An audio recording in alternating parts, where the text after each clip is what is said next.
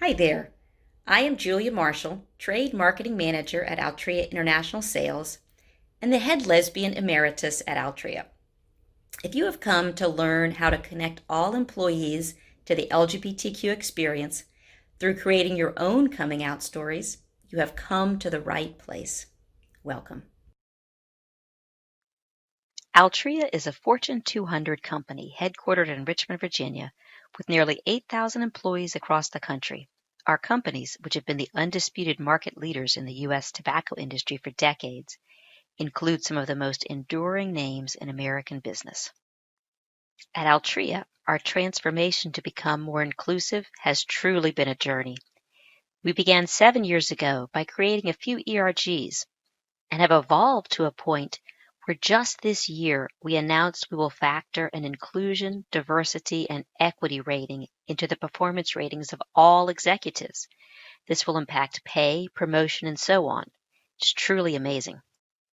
In the beginning, when we just had those few ERGs, the most common reaction to diversity and inclusion was resistance. Of course, to get people's attention and let them know it really was an issue that needed to be solved, we started with data. But data, of course, can only take you so far. It's really empathy, that deep understanding that changes people. And one of the most effective ways to develop empathy for the LGBTQ community is knowing somebody who is LGBTQ. However, only 15% of Americans identify as LGBTQ, and about half of those choose not to be out at work. So frankly, in the end, there just aren't enough of us to go around. At Altria, we've bridged that gap through storytelling. And for the fourth year in a row, we'll be publishing the coming out stories of LGBTQ employees and allies at Altria. And it works. Year over year, we've seen the impact of these stories only grow. In fact, here's one example of an employee who's been with the company 21 years and felt comfortable coming out because the year-over-year publication of these stories. So how do you do this? How do you make a coming out stories book that's impactful? Well, to make it easier to wrap your head around it, I've broken it down into 5 steps. First, you have to find the stories. And then you've got to support your authors in telling them. Remember, they've never done anything like this before, probably. And then you've got to support your reader by providing supplemental materials to dig a little bit deeper. And then you have to design and produce your book. And don't forget distributing it.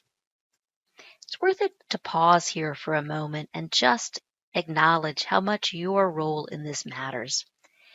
When people are giving you their stories, it's really an act of hope and trust on their part. They've probably never done this before, and it's an extremely vulnerable thing to do. Your ability to receive them with love and make it a positive experience for them can truly, in some cases, be life-altering. So let's dive in and talk about the finding phase. For you and your team, take off your friend hat, take off your coworker hat, and put on, well, really, an anthropologist's hat. You are listening hard for stories that uncover the unique experience of being LGBTQ, and anyone you come across might have a powerful story. And your authors are just humans who likely want to be seen, want their story known, but they don't know yet the power of their story, and they've probably never done this before. So where do you find these stories? Well, it's as simple and as complicated as talking, listening, and asking. I spend all year talking and listening to everyone I come across. When I hear a great story, I let them know it's a great story and that I would love to put it in next year's book. This gives them an opportunity to get used to the idea, and then I literally put them on my list, and when it's time, I send them a formal ask. And don't forget, you can't be everywhere, so make sure you also broadcast and ask. I've gotten some of our best stories that way. So what does a formal ask look like? Well, here's an example of the template that I use. It lets them know what we're doing. It lets them know the specific story I'm really interested in. and it honors the vulnerability and the bravery that it takes to share a story like this, should they choose to.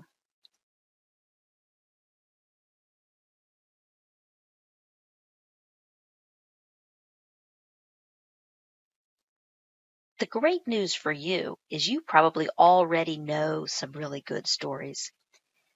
We're going to pause here for just a moment for you to think about what stories do you know that are out there so you can begin your list now.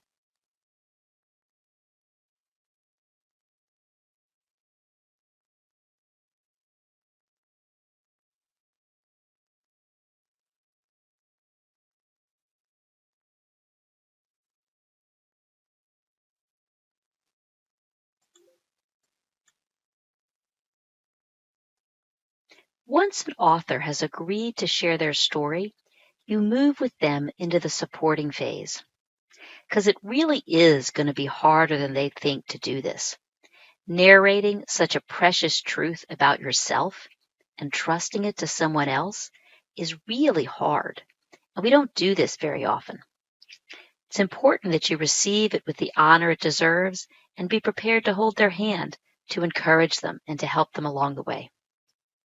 Because your authors, they're not professional storytellers. They're just nervous humans who've probably never done this before. I found with this story collection period, it's really important to make it all about your authors. Let them know they own their story. This is their life. They have the right to publish it just as it is or get small or large copy edits, and that their voice matters and should be preserved through any edits. Make sure you reinforce their story matters. Let them know editing support is always available. Check in with them along the way, and then offer to talk it through with them because they'll often get stuck. And I like to begin this phase by writing down for them exactly what to expect. Here's an example of the instructions that I send once they've agreed to share their story.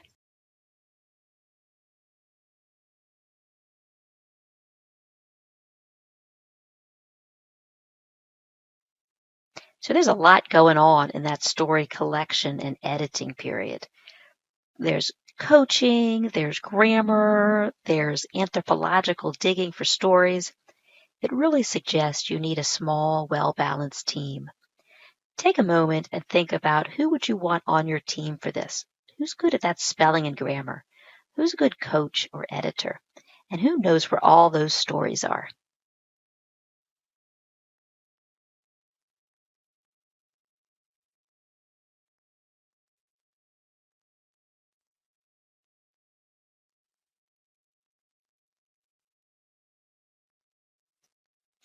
So now you've found your authors, you've convinced them to give you their stories, and surprise, they actually have. At this point, the work shifts from the authors to your team. It's time to design and organize the book and to think about what supplemental materials you need. And your energy shifts from thinking about what your authors need to thinking about what your readers are going to need to get the most out of this book. As you think about your readers, hopefully they're curious humans who want to learn more. But remember, they could be at any point along the spectrum of support. If they're at the lower end of the spectrum, for example, what additional perspective or information might they need to feel more comfortable or understand better? And if they're at the upper end of the spectrum, what can you give them to help them dig a little bit deeper, learn a little bit more? Also, what's the current vibe at your company? So who might your readers be? Are there messages your ERG is trying to amplify that would fit nicely in the book? Consider all these pieces as you're organizing, designing, and supplementing your book. Here's 2 examples of how that works from one of our books. On the left here, we have an individual who told their story, an LGBTQ individual who told their story of going from tolerance of themselves as LGBTQ to really advocacy. And that was a lovely moment to pop in an image of the spectrum of support. Mosaic, our LGBTQ ERG, really leverages that spectrum of support a lot, so we could get in a mosaic message. On the right is an example of a story about an employee whose son is a drag queen. And we put in front of that story a quote.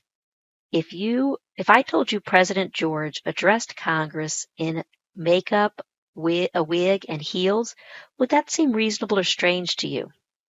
And of course, depending on whether it's George Washington or George Bush, either could seem reasonable. We put that in front because that's an easy in for somebody who's just tolerant or accepting to say, dress changes over time. Make their brains a little bit more ready to hear about drag.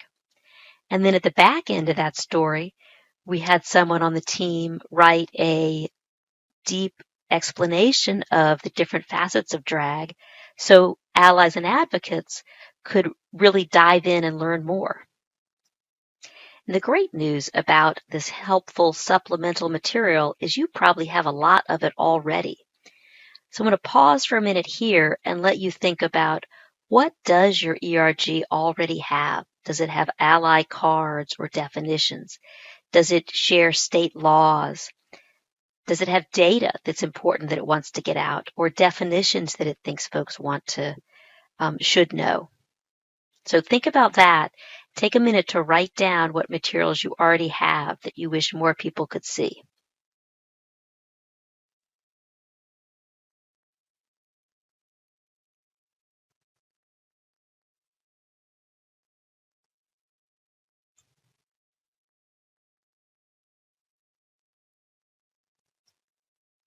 Now you've got a big pile of stories, an equally big pile of supplemental material, and it's time to organize it all. So what do you keep in mind? Well, when your reader opens your book, they're really embarking on a journey, and they don't know where they're headed. They're trusting you to steer them through the rocky waters of questioning assumptions, learning new things, etc. Your job is to travel with them on the journey as you provide clear navigation and an exciting experience. Here's 2 examples of how we attempted to do that. In this particular year, our theme was on intersectionality. And so we began the book by providing a perspective for the reader to take along with them as they read. We also provided grounding on what intersectionality is. We gave a definition, we gave a clear example with our pride speaker, we provided a quote. And at that point, we felt our readers were prepared to hear the other stories and think about the complexities of the authors. They're not just gay. They're also Black or religious or Asian and so on. Within the book, we also often have additional groupings. For example, we had a grouping this year that talked about gender, the fluidity of gender. So we incorporated an organized section on that as well to help folks step into it and dive deeper. Now, how you organize it is entirely up to you, but this organizational structure can really help your readers follow along and learn deeper with the stories. And it always helps to have a little bit of help from an expert. Our in-house education designer, April, reminds us always that everybody needs a little bit of grammar help. So make sure you copy and edit your book for grammar, punctuation, and basic understanding. Seek out team members who might be graphic designers, have special skills. Think about your opening message. Is there an opening message that can really help someone step into the book? And what about if it was from a senior leader? Don't forget, the reverse side of the cover and the reverse side of the back is always left blank. And there is incredible power in keeping the book simple and organized. If it's too varied, it makes it hard for people to read and remember it. Love the rainbow, but don't put all the letters in rainbow colors. Use reasonable fonts. Use plenty of pictures and call-out boxes to break up the text. Love your white space. And group things logically and include a table of contents. Thank you, April. Now you've got your stories. They're written down. You've got your supplemental material. The book is organized. For heaven's sakes, it is even published. Now you have to get it out to the masses. What opportunities do you have in your workspace to share this out with others? Can you give it out at trainings you hold? Are there events where you can make sure everybody gets a copy? Can you turn it into an ebook? We even one year did podcasts, which were extremely popular. I'm going to pause here for a moment to let you think about what are the distribution channels that are available to you. Some might be obvious and some might be surprising. So take a minute to think about that and write it down.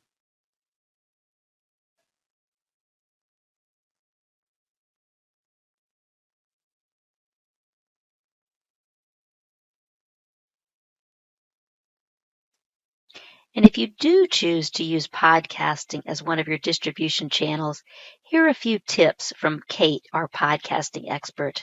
She reminds us to be prepared for the interview in advance. Read their story, think about what direction you want the interview to go in, and develop a few questions. Then help your reader get comfortable. Send them an example podcast. Share the questions in advance.